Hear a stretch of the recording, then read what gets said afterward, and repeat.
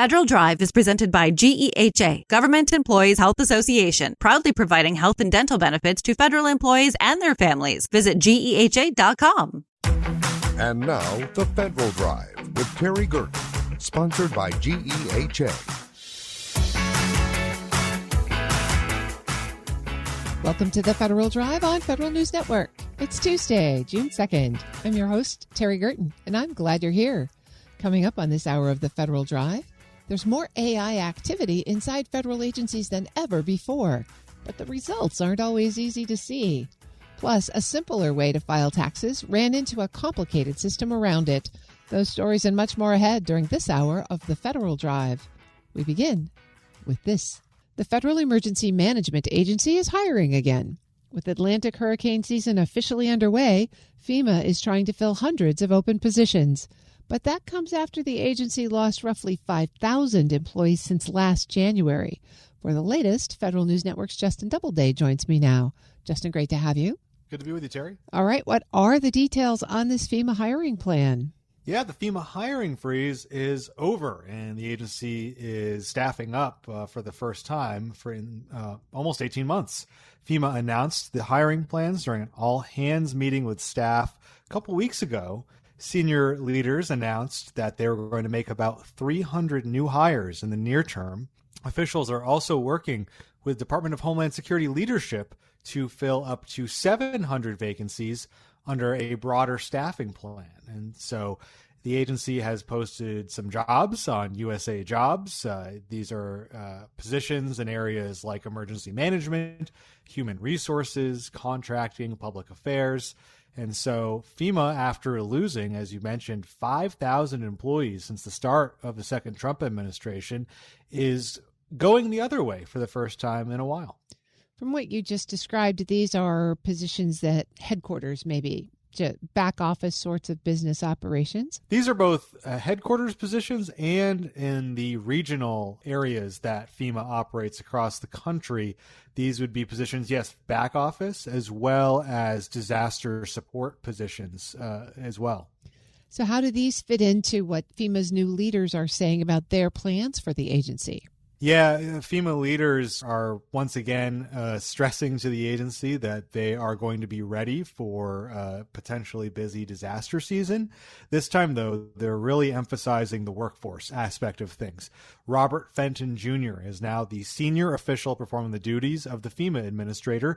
He's normally in charge of FEMA Region 9 out in the West Coast, but he is now the fourth interim FEMA leader since the start of the second Trump administration. During that all-hands call, he said that supporting the workforce would be his top priority. This, of course, comes after not just a number of thousands of departures, but also just general uncertainty around the future of FEMA for the workforce who's stuck through these past 18 or so months. And so you heard during that all-hands meeting, new FEMA leaders really trying to emphasize that they will support the agency's workforce. Cameron Hamilton, who is President Trump's pick to be the permanent FEMA administrator, also addressed staff during that all-hands meeting and said that, he is with them. He's honored to serve them. And so you're really hearing this emphasis to the broader FEMA workforce from this leadership team that they want to support them going forward. Well, speaking of senior leaders, this will be Homeland Security Secretary Mullen's first hurricane season in the seat there at DHS. How are these changes fitting in with what he said his goal is for FEMA? Yeah, you've really seen him focus on stabilizing FEMA a little bit, and that comes after former Homeland Security Secretary Kristi Noem really almost had a target on FEMA as far as cutting FEMA, shifting more responsibilities to state and local governments. That, of course, is the recommendation of the FEMA Review Council that the Trump administration pulled together. But even before the council finished, its recommendations and its work, you really saw DHS kind of taking steps to already offload FEMA responsibilities to states and cut its workforce. Well, under Mullen, it seems to be sort of a focus on stabilizing the workforce. They, for instance, have reinstated 14 people who were suspended since last September for signing a public letter challenging some of the changes at FEMA under the Trump administration and under former Secretary Noem. They reinstated those folks. They've also offered new jobs to FEMA workers who are in the cadre of on-call response and recovery employees or core staff. There was about 190 of those who lost their jobs in January. Just this past month, they were offered new appointments because you can clearly see FEMA leaders saying, look, we need to make sure that we have a stable workforce going into this disaster season. We can't afford to lose many more folks. Justin, what does FEMA's readiness for this hurricane season look like from the outside? Well, it looks a little bit better than last year. Last year, the Government Accountability Office reported that FEMA had just about 12% of its incident management force available at the start of hurricane season. Fenton spoke to CBS News a couple weeks ago and said that FEMA now has about 30% of its disaster workforce ready right now, and he said between 30 and 40% is normal availability. Now, that is a smaller disaster workforce than in previous years because of all of those departures. And so FEMA, while the percentage of its disaster workforce is higher from a ready-to-go type perspective right now, that overall workforce is smaller and will continue to be smaller even with some of this hiring that's going on just because of all the departures that have happened. And what are you watching right now for the future of FEMA more broadly? Well, I mentioned the FEMA Review Council issued its final report back in May, and we'll see how those recommendations start to get implemented in terms of offloading some responsibilities to state and local governments, in terms of reforming FEMA programs and how those work, and streamlining grants to states and things like that. A lot of that, though, will require input from Congress, and it'll be interesting to see if Congress moves forward with efforts like the FEMA Act this session. Congress doesn't normally do a whole lot in an election year. This would be a pretty big bill to pass. While it has passed to the full House, it hasn't been picked up at this point. There isn't a firm path forward for that. And so it'll be interesting to see if the House does do anything with it, especially if disaster season starts to get a little complicated. If, hurricanes hit, that's the other big thing that we're watching, and that's something that nobody can predict. What is Mother Nature going to do? Will this be a much more busier hurricane season than last year, which was a very quiet, abnormally quiet hurricane season in the Atlantic? And so that's something that everybody is watching right now as June hits. That's Federal News Network's Justin Doubleday. Justin, thanks for bringing us up to date. Thanks, Terry. You can find his full story at federalnewsnetwork.com. Up next, there's more AI activity inside federal agencies than ever before, but the results aren't always easy to see. This is The Federal Drive with Terry Gerton on Federal News Network. Tune in Tuesdays at 10:30 a.m. and 2:30 p.m. for the Innovation in Government Show, sponsored by Carasoft. Hear from the industry leaders advancing the technologies shaping how agencies modernize, secure operations, and deliver better services. Innovation in Government covers what is changing now, what is working from cybersecurity and cloud to data, AI, and emerging technologies. Listen to Innovation in Government, Tuesdays at 10:30 a.m. and 2:30 p.m. on Federal News Network. Search Innovation in Government.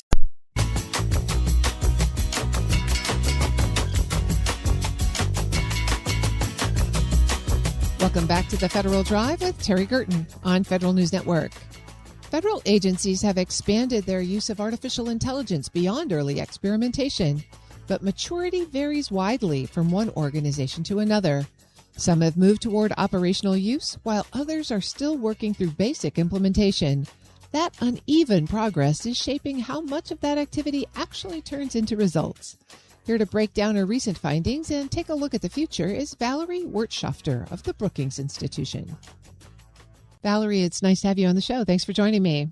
Thanks so much for having me. We're going to talk about AI adoption across the federal government, and several of the last administrations have made AI an important part of their agenda. You've got a new report out for Brookings, though, that says the actual reality of AI in the federal government is a little more uneven.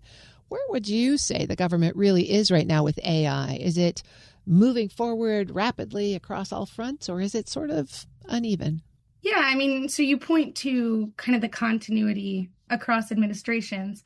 The Biden administration kept some of the first Trump administration's policies in place around inventorying AI use cases, governance processes. The second Trump administration has now picked those up again with certain revisions, whether it's kind of around the margins and language, but really keeping again some of the underlying structure as well. So we've seen really, I think, a push to embed AI further into operations. Some of that is really just kind of back of the office. Some of it is really about the mission. We see use cases related to healthcare provision, law enforcement, things like that. So really in driving the mission of certain agencies. One of the things that the agencies do every year is they release their inventories, their use cases. You know, the guidance on these has changed in the past 3 iterations, so from 2023 through 2025. So again, that makes some of the disparities, some of the differences a little bit about just clarifications to guidance. But what we've seen is, and I think that some of this is about those clarifications, but some of it really is genuine increase in utilization. That's from the data, but also from conversations with technologists in the federal government. I think in 2023, use cases were around 700 were reported. 2025, more than 3,600 use cases.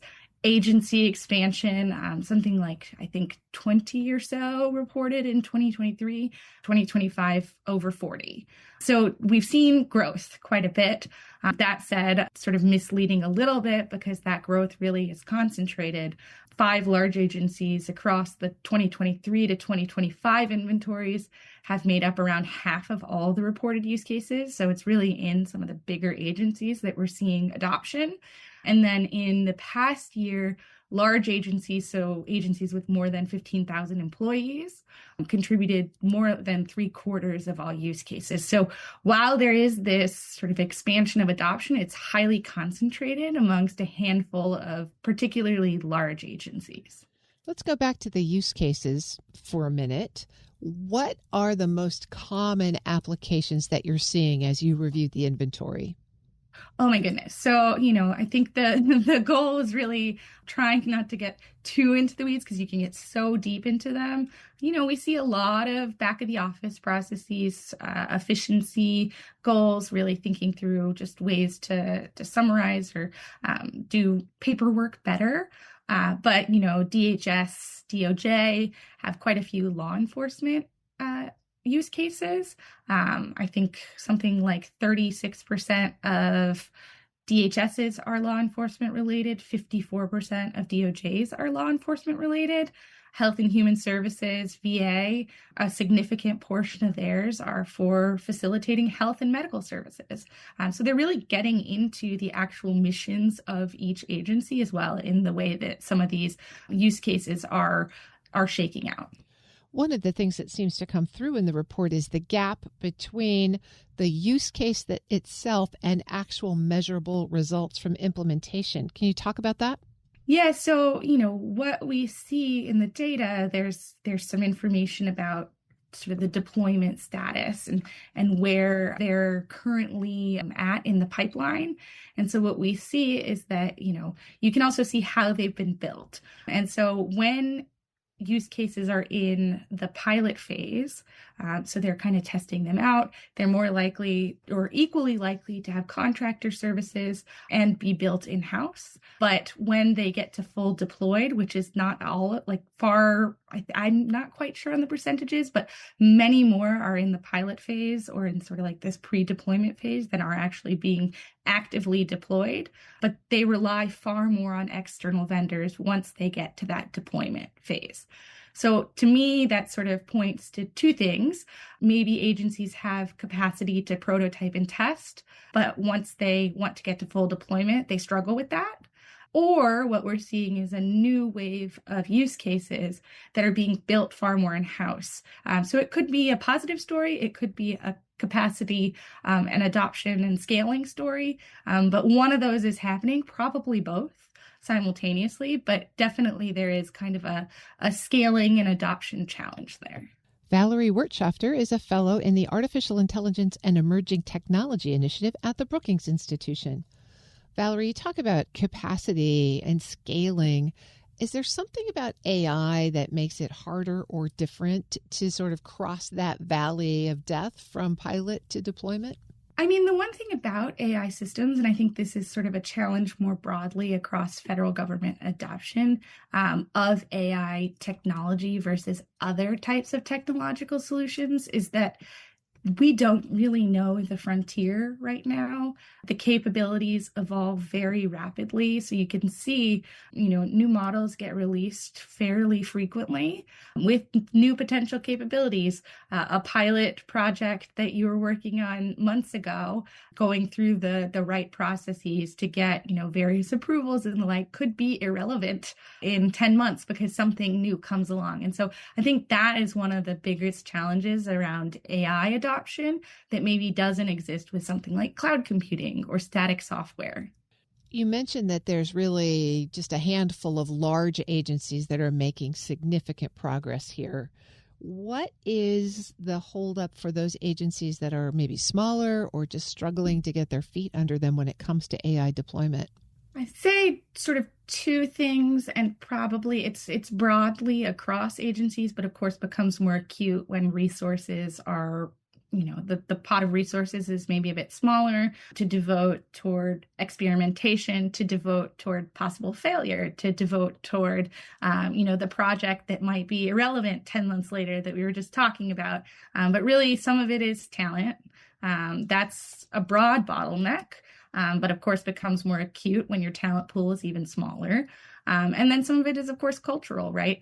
Larger agencies maybe have more ability to experiment. They have, across agencies that are kind of historically risk averse, but bigger agencies may have more of a budget to experiment, to devote toward pilot projects related to, various AI use cases that could facilitate their mission, but maybe won't be as effective as we hope. And so the kind of the cash strapped component, the talent limitations, those types of things, I think come into play the smaller the agency is. You talked about culture and risk aversion there. I'm wondering, the AI frontier seems to move so quickly. Is there perhaps just a little reluctance to say, I don't even need to dive in yet because it's going to take me 2 years to put this together and it'll be in a completely different place 2 years from now? Yeah, I mean, I think that is a really big challenge that, both within the federal government, but broadly, I mean, how do you keep pace with the evolution and continue to iterate and adopt now while also recognizing what you're doing now will need to be continuously updated moving forward. So some of that really is around kind of continuous learning, building trainings into the performance review process, right? Kind of keeping technologists both at the cutting edge, but also the entire workforce at the level where they need to be able to integrate this even as it continues to change. Are there particular interventions that in your research have proven to be most helpful in moving agencies from AI interested to AI engaged? Yeah, I mean, in just broadly, I think that the challenge is really when people don't have space to experiment and play. The use cases are both, agency specific or organization specific or mission specific, but also individual specific in terms of the way that individuals prefer to tackle their pieces of a workflow. So having that space to experiment, having that be rewarded, I think is one aspect of it. Not, forcing AI into places where it doesn't belong. I think that there is sort of a culture or a conversation that to be front leaning, to think about AI adoption and sort of embrace this moment, you have to really embed. But that's where you get to a point where maybe maybe you just need some data cleaning and that's what you need. You don't need an AI system. And so really kind of thinking thoughtfully as well about where you apply some of these tools and where they really can be transformative and kind of, those are the spaces where you just have overwhelming amounts of data that you need to process, backlogs of paperwork that you could never get through potentially. An AI system can help do that. That's a really great place. And I know there are tons of backlogs within the federal government of just data to be, summarized and synthesized. But, really kind of being thoughtful in that regard as well is, I think, another aspect. And that tends to also look good to workers who don't feel pressure to embed in places where maybe they don't need it. And, that kind of pressure as well, I think, can be challenging, but really encouraging people to adopt in ways that it will help them is sort of where I see the most effective strategies moving forward. Valerie Wirtschafter is a fellow in the Artificial Intelligence and Emerging Technology Initiative at the Brookings Institution. Valerie, really appreciate your insights today. Thanks so much. Thanks for having me. We'll post this interview and a link to this report at federalnewsnetwork.com/Federal Drive. Subscribe to the Federal Drive wherever you get your podcasts. Still to come, retirement changes the rules for your portfolio. What worked while you were building savings can start to create real risk once you begin drawing it down. But first, a simpler way to file taxes ran into a complicated system around it. You're listening to the Federal Drive with Terry Gerton on Federal News Network.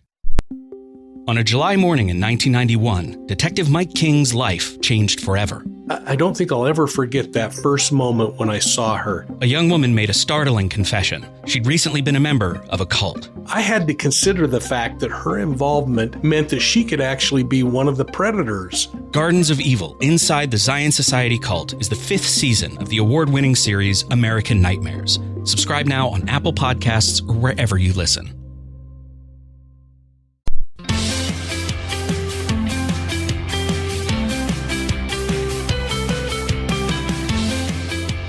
Welcome back to the Federal Drive with Terry Gerton on Federal News Network.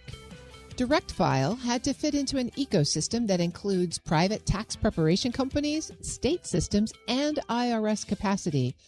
Even with positive user feedback, that environment created friction that could shape what comes next. Gabriel Zucker, fellow at the Economic Security Project, joins us to walk through a new report that details what happened with Direct File and what lessons future reformers should learn. Mr. Zucker, it is great to have you on the show. Thanks for joining me. Thanks so much for having me, Terry.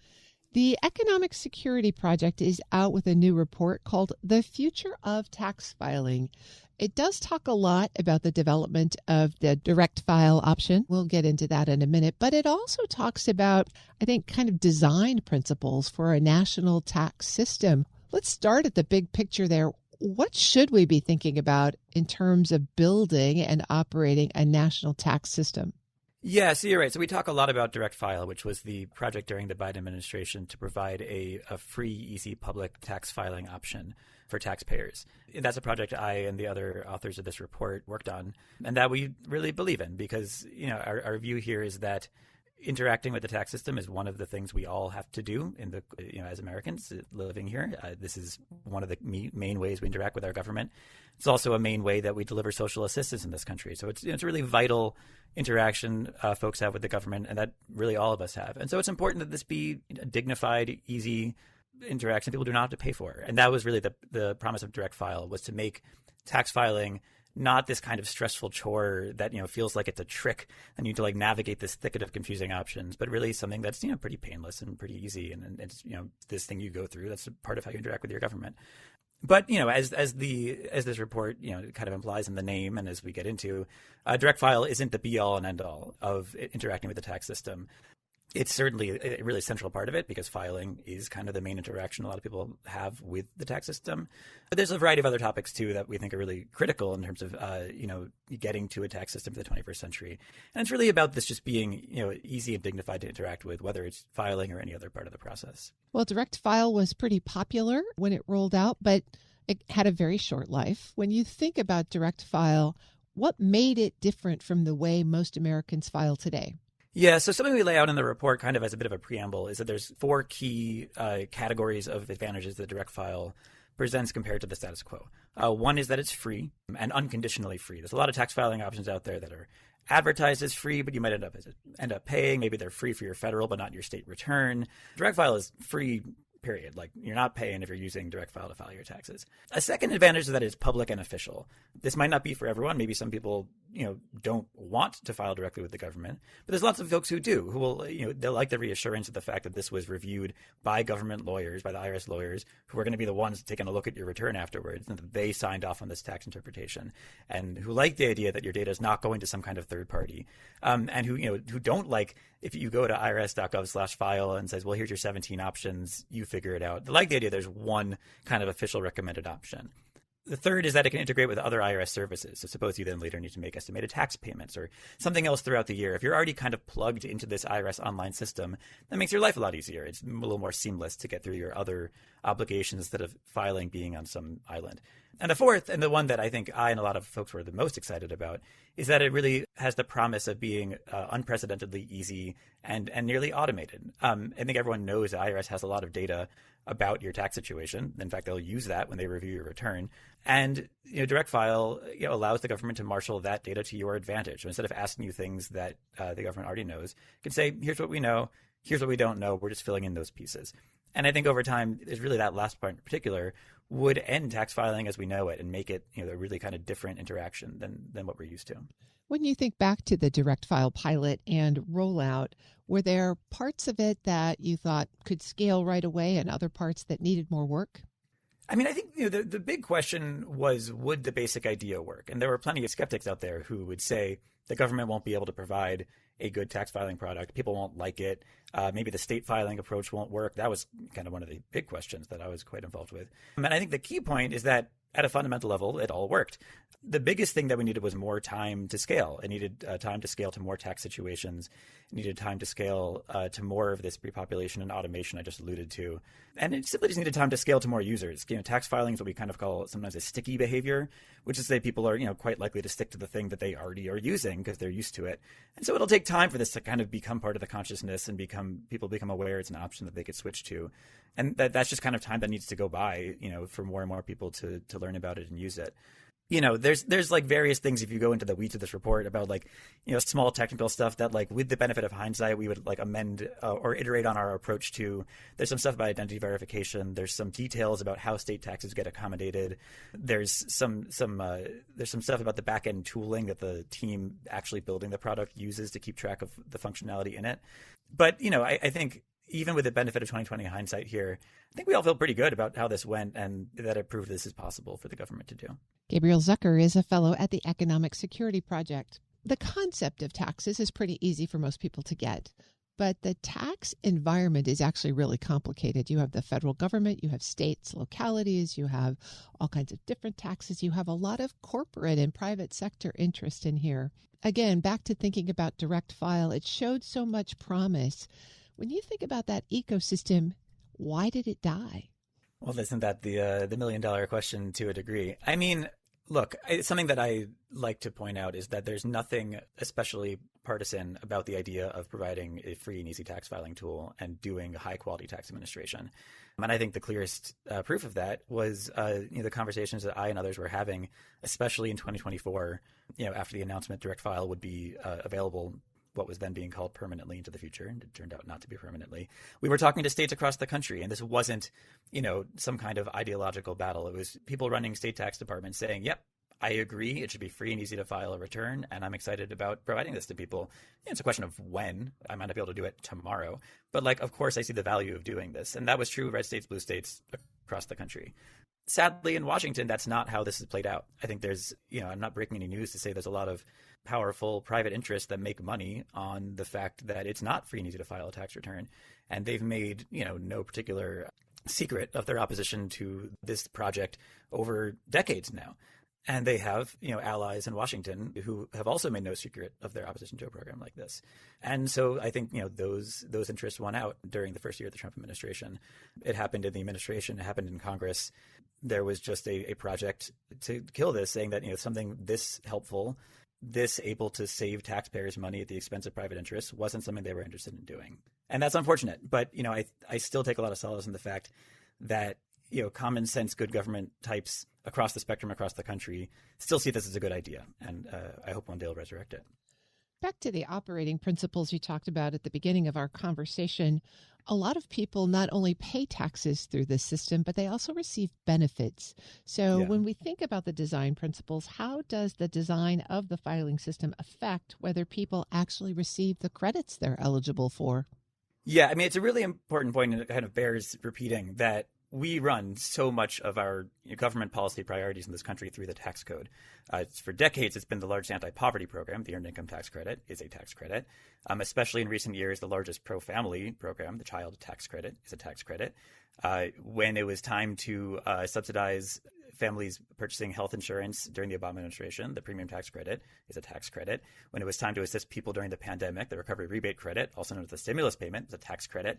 Even today, when the administration is trying to roll out 530A, also known as Trump accounts, these contributions to newborns are tax credits. So we have a long history, for better or worse, in this country of putting all of our priorities to assist folks with cash or near cash through the tax code. And what that means is that your tax return is your ticket. It's your application to receive all those benefits. And, if Congress has decided to provide these benefits, then it's kind of incumbent on the government to make sure people can get them. And if there's not, a free and easy way to do it, then the work's really only half done. So, filing taxes is not just this obligation that we all have, by being part of the economy, being part of a society. But it's the critical way that we've decided to get assistance out to people. And so a big principle of Direct File was making sure it was really easy for those people who actually really need that assistance and are really struggling to access the tax system to make sure they can get it. Your report is positioned as a guide for future reformers, which I think is interesting. What did you learn through this process that maybe could be applicable beyond the tax system, say to people who are thinking about health policy or consumer safety? What are the basic reform principles that come through here?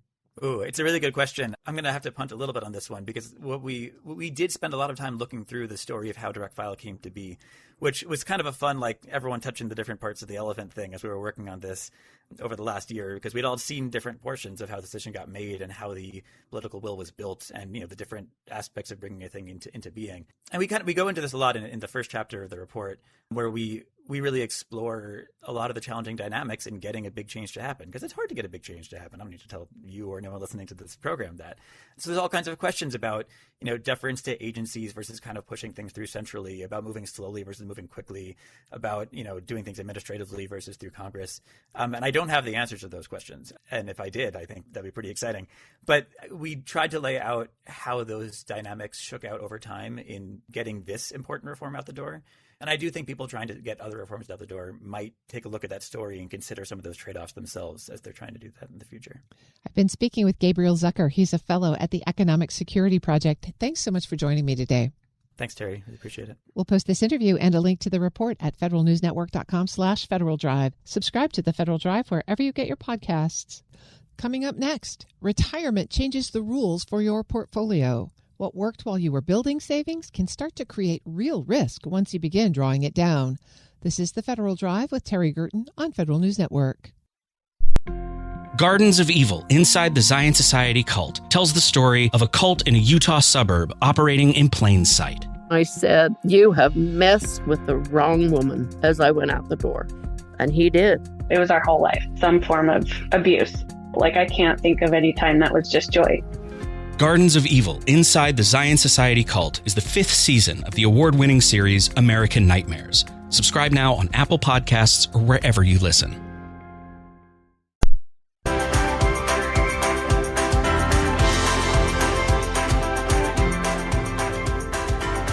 Welcome back to the Federal Drive with Terry Gerton on Federal News Network.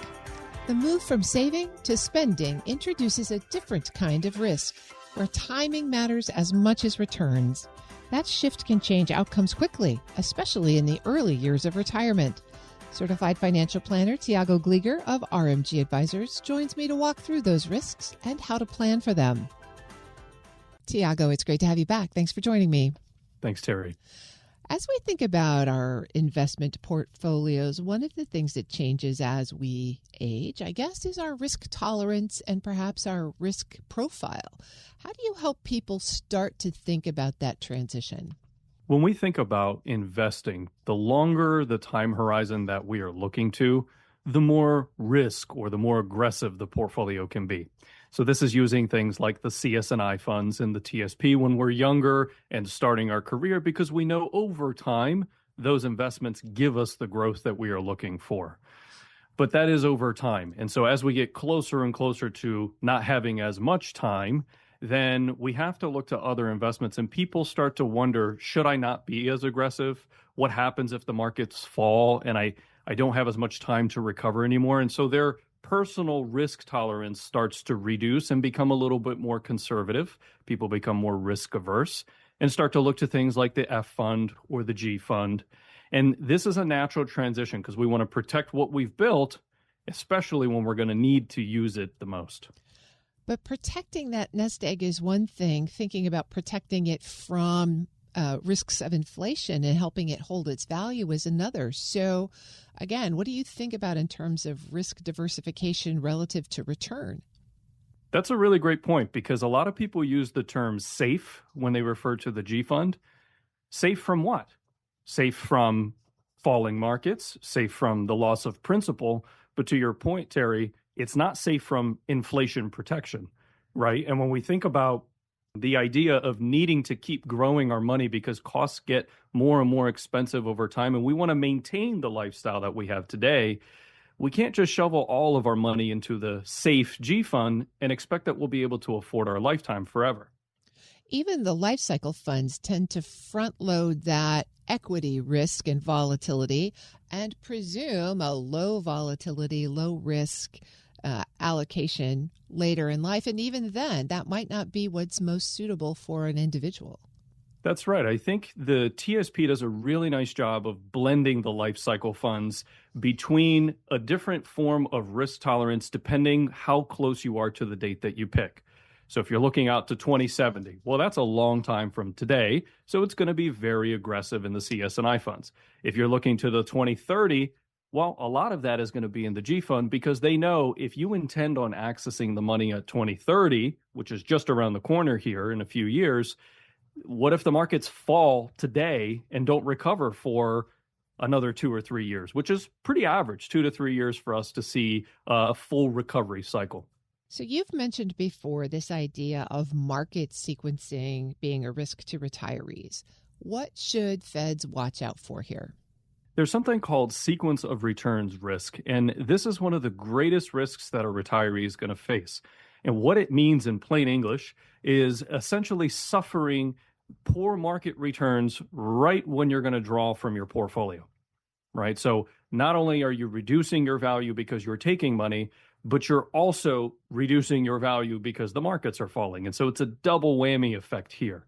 And when we look at the long-term impact of something like that, you can have two retirees with the same long-term average return, but one that suffered bad sequence at the beginning of retirement may have a completely different trajectory than one that didn't. And so this is where we have to think carefully about how are we invested so that we are still protecting ourselves from that risk.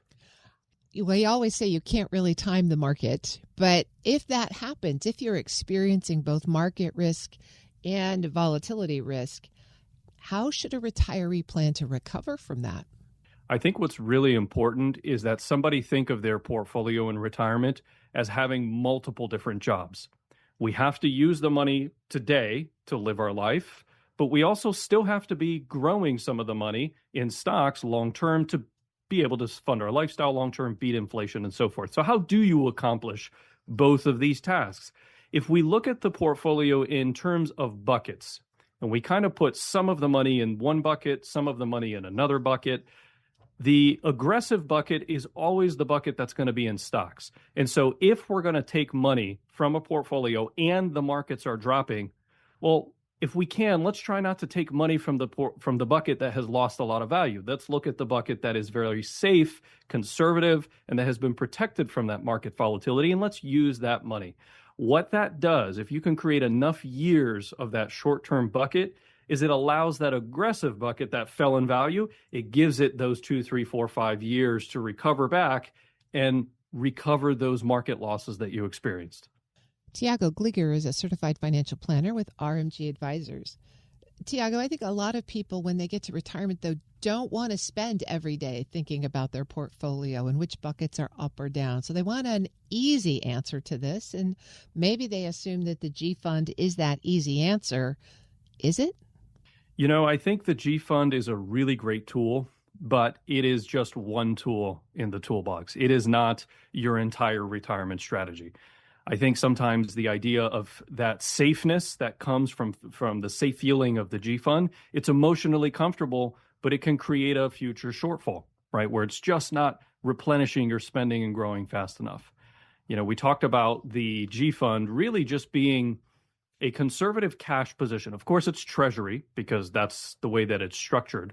But cash-like investments are only going to give us some sort of principal protection, the government-backed security, because it's a treasury. And that's what we fund in the short term. But if we think about how do we invest longer term, I like the life cycle funds a little bit because they do create that blend for you. I tend to find them a little bit too conservative and too heavy in the G Fund, especially if you're aligning your retirement date with that target date fund. But there's nothing stopping you from saying, hey, if I'm going to start taking the money at 2030, you can still use the 2040 if you want, or the 2045, or any other mix that feels comfortable to you and allows your retirement plan to meet all of its spending needs. So if going all in on safety isn't the right answer, how should retirees think about the appropriate risk that they should actually take across those buckets? The number one job that a portfolio in the TSP and any other accounts someone has in before retirement is simply grow. When you are looking at retirement, the job changes to create something called cash flow, dollars in, dollars out. And cash flow is what I refer to as the heartbeat of retirement. It can't stop, right? We always need that cash flow to continue. So the very first step in developing a portfolio strategy for retirement is going to be figuring out, what is my life going to cost? How much money do I need? Because your portfolio is going to need to generate that with your first pension, with Social Security, the three-legged stool that we all know very well about. And only then can you start to say, okay, if I'm going to need $50,000 a year and I need that for the first 5 years of retirement, well, now you can take a chunk out of your portfolio and say, what investment is best for me to meet those first 5 years of investments that are conservative so that I can spend my life. And then you do that for the next 5 years, and the next 5 years, and then the next 5 years. And then you start to actually have a strategy in place so that when all hell breaks loose in the markets, and that day will come, you're prepared and you're ready to not make an emotional or biased decision. We're talking about retirees who are actually starting to draw out that cash flow.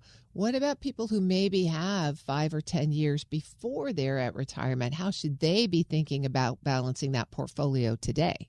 I would say that just as you're about to get off the exit off the highway on a ramp, you start to let off the gas pedal a little bit as you're coming up to the exit. You start to get into the merge lane and slow down before you actually take off that exit. And the same is true about investing. We want to be careful being too aggressive right up to retirement, because when we look back to market history, the average peak to trough, as we call it, or how long it takes for your portfolio to recover back to even again, is 2.5 years. But we've seen way longer than that. We've seen 5 years, we've seen 6 years, we've seen 7 years. So I really like to look a decade or less at a portfolio and start to identify, maybe I shouldn't be 100% stocks anymore.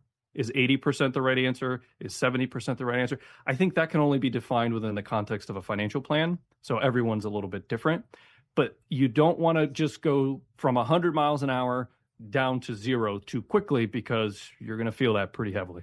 Certified financial planner Tiago Glieger of RMG Advisors. Tiago, thanks as always. Thanks, Terry. We'll post this interview at federalnewsnetwork.com/Federal Drive. Subscribe to the Federal Drive wherever you get your podcasts.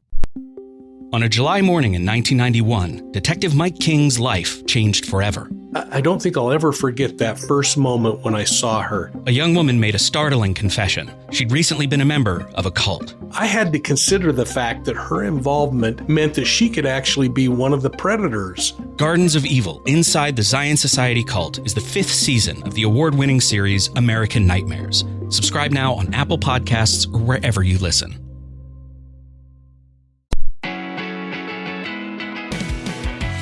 The The National Institutes of Health is leaning into artificial intelligence to gather insights from a vast amount of health data.